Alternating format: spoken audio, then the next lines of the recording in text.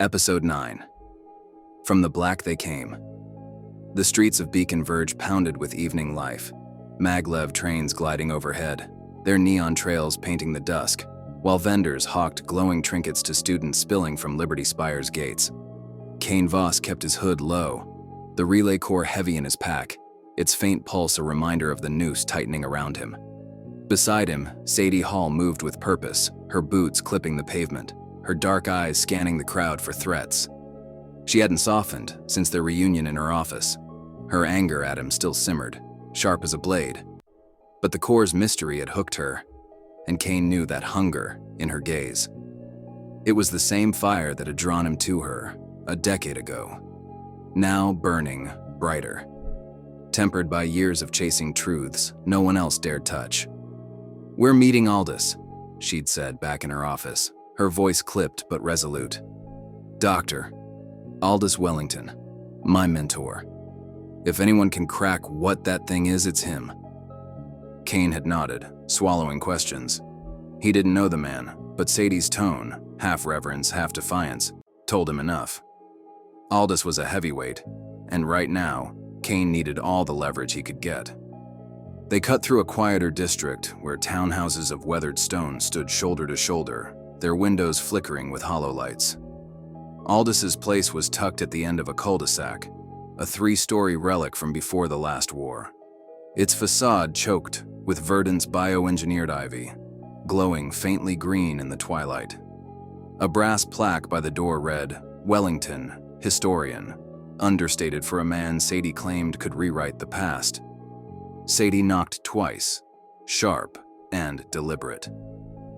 The door creaked open, revealing a figure who seemed to belong to another era. Dr. Aldus Wellington was in his mid-60s, tall but stooped, his frame lean under a threadbare cardigan that hung loose over corduroy trousers. His face was a map of creases, deep-set eyes like polished obsidian, a hawkish nose, and a shock of white hair swept back from a high forehead. Those eyes locked on Kane first, sharp and probing, as if peeling back his skin to read the bones beneath, then softened when they hit Sadie. "Sadie, my dear," Aldus said, his voice a warm rumble, laced with an accent that carried echoes of old Boston, pre-war and polished. "And this must be the trouble you mentioned." He stepped aside, gesturing them in. Come. Don't stand there letting the night eavesdrop." The house smelled of dust and ink, its halls a labyrinth of bookshelves that groaned under leather-bound tomes, data pads, and artifacts.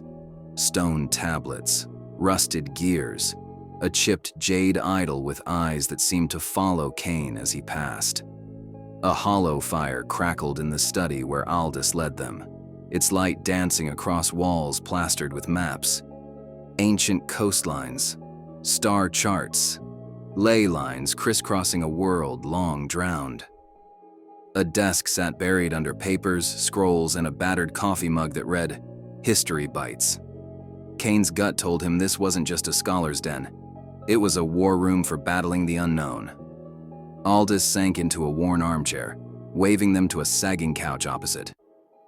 "Sit, both of you," he said, his tone shifting, less warm now, all business. "Sadie says you've got something worth my time, young man. I don't rouse for trifles, so let's see it." Kane hesitated, glancing at Sadie. She nodded, her jaw tight, and he slipped the core from his pack, its crystalline surface catching the hollow fire's glow. Blues and violets swirling inside, pulsing like a caged heart. He held it out, and the room seemed to still, the air heavier, as if the thing demanded reverence. Aldus leaned forward, his breath catching, eyes wide with a hunger Kane recognized from Sadie's lecture, a mind meeting its match. "Merciful stars," Aldus whispered, taking it with hands that trembled not from age, but awe. The core faded in his grip, its light dimming to gray, just as it had with Sadie. He turned it over, muttering to himself, then looked at Kane.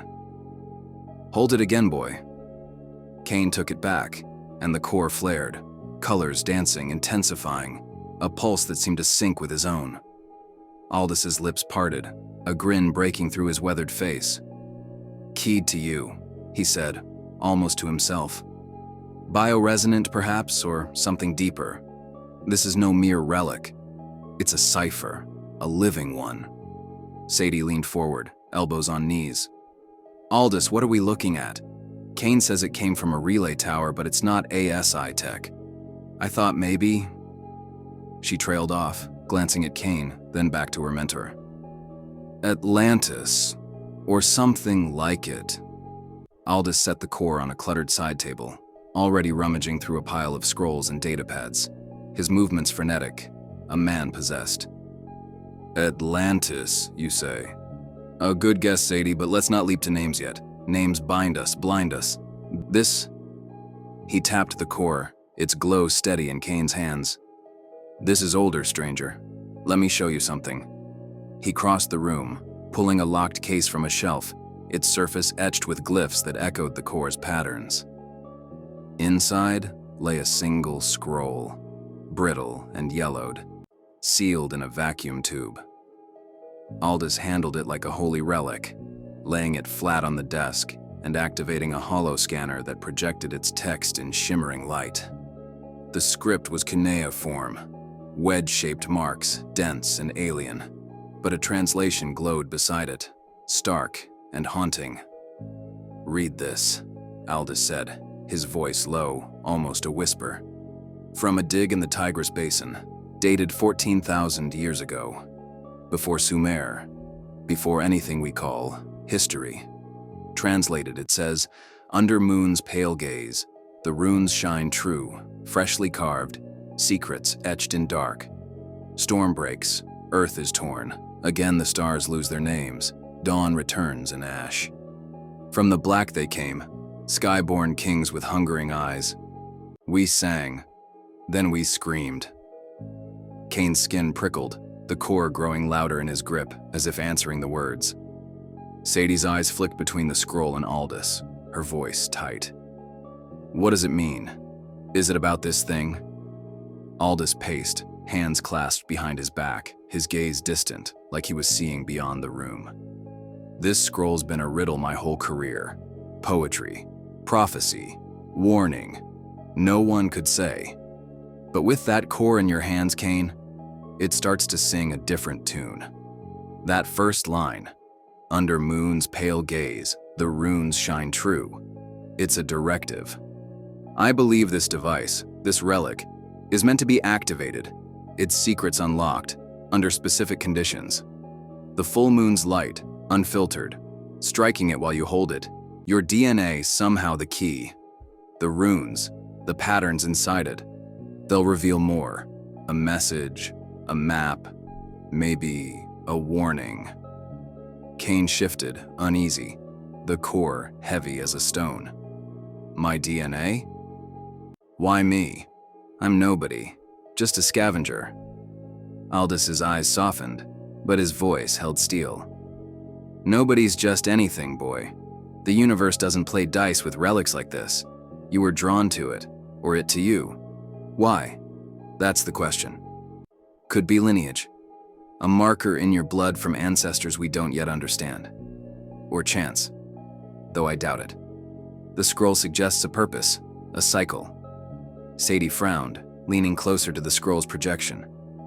"A cycle? You mean the rest of it? Storm breaks, earth is torn? Sounds like a cataclysm." "Exactly," Aldus said, stopping to face them, his presence filling the room like a storm of his own. "Let me tell you what I've pieced together, over decades, from scrolls like this, from ruins, from whispers in the dark. History, as we're taught, is a lie. Not wrong, but shallow. We're told humanity crawled from caves, built fire, then cities, then machines. Linear, tidy. But it's not true. There were others before us. Civilizations that rose and fell when the stars were different. Not just Atlantis, though that's part of it.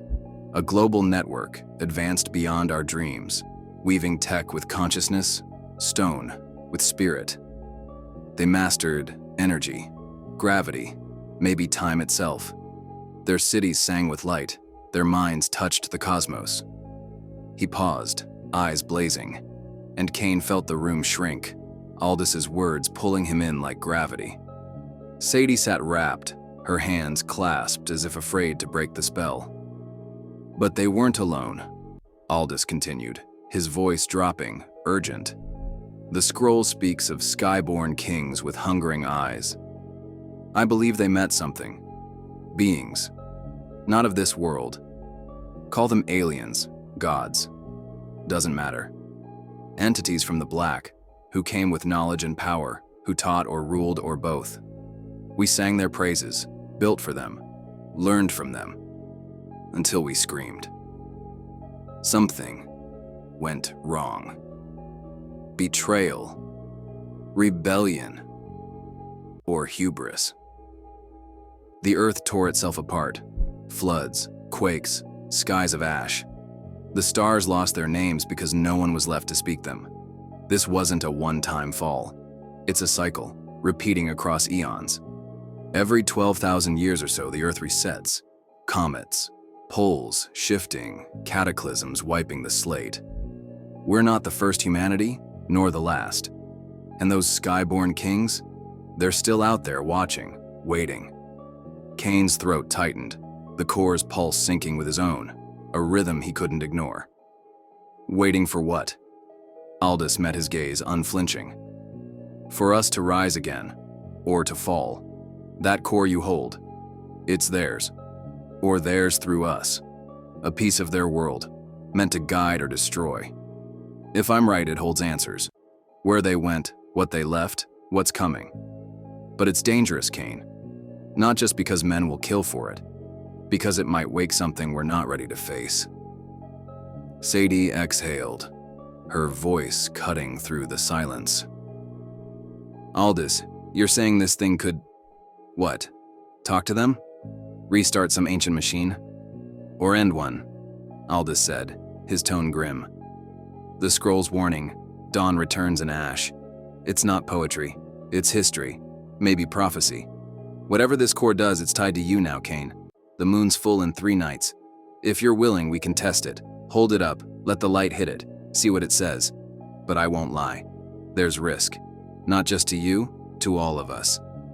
Kane stared at the core, its light swirling like a trapped galaxy. His life had been running, surviving, dodging the next blade. Now he was holding a key to gods or monsters, and the weight of it pressed harder than Nyx's blood or Zara's shadow. He glanced at Sadie, her face a mix of awe and fear, and felt something shift, a need to protect her, to finish what he'd started, even if it burned him to ash. I'll do it, he said, voice steady despite the churn in his gut. 3 nights. We try. Aldus nodded, a flicker of respect in his eyes. Good. We'll prepare, here, under guard. No drones, no leaks. Sadie, you'll help me cross-reference the glyphs. Kane, you stay low. Whoever's after this won't wait politely. Sadie stood, her hand brushing Kane's arm. A fleeting touch, but enough to spark memories he couldn't afford. We're in this now, she said, her voice firm, though her eyes held a question she didn't ask. Kane nodded, the core's tremor a promise or a threat, binding them to a truth that might break them all. Outside, the moon hung low, a pale eye watching. 3 nights to unravel a secret older than the world, or to unleash a storm no one could outrun.